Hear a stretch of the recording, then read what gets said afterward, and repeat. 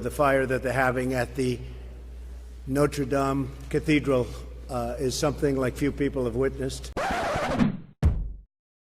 Federal authorities have arrested a man for setting black churches on fire in Louisiana. The donations for the restoration are rolling in. I mean, Flint still doesn't have clean water, Puerto Rico still doesn't have power, and a local community in Louisiana has to gather donations from a GoFundMe in order to rebuild 3 black churches burned to the ground by a white supremacist. But sure, go off with your selective morality. The fire in Notre Dame was devastating. Nobody is questioning that. But it would have been rebuilt regardless of billionaire donations or the power of the White House. I don't know if this is people just trying to buy their way to heaven, but the Catholic Church is the Richard Branson of the churches. They'll be fine. Not to mention the depressing fact that in merely 12 hours since the fire, 3 French billionaires pledged more than 600 million to rebuild it. Just think of that, in 12 hours, 600 million. The Arnault family has pledged 200 million euros.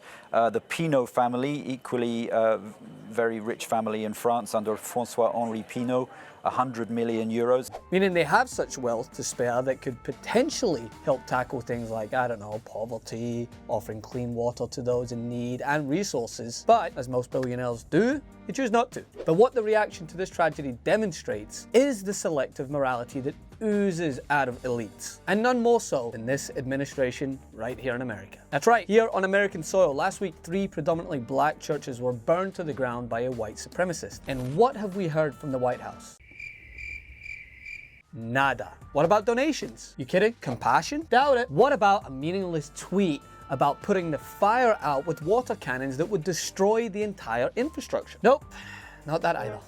So nothing. This domestic terrorist attack that sought to strike fear into black churchgoers in Louisiana merited nothing from the leader of the country or the administration. But a foreign church that caught fire by accident, well, that grabs the administration's attention by the heartstrings and loosens the purse strings too. Now I wonder what the difference could be.